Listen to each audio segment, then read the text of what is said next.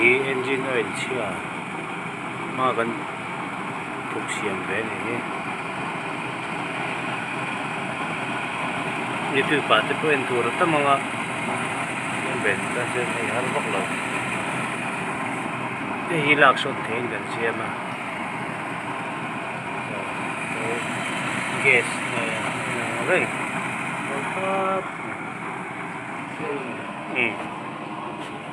đây là hai mẫu tuổi anh chụp trên đó này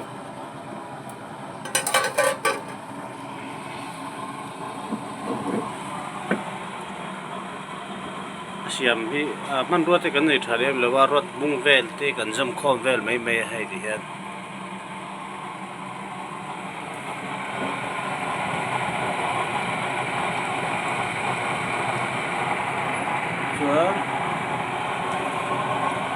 man ruột cái này thà là cái hay phân thì tiền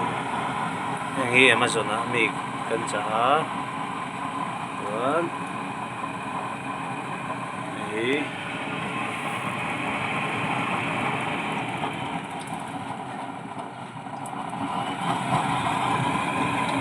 kan control na ta sa plug ai engine oil chhe da na chu ni da liter ni ve la lenga travel khop mai chính từng liền đều đều hình ni thong ba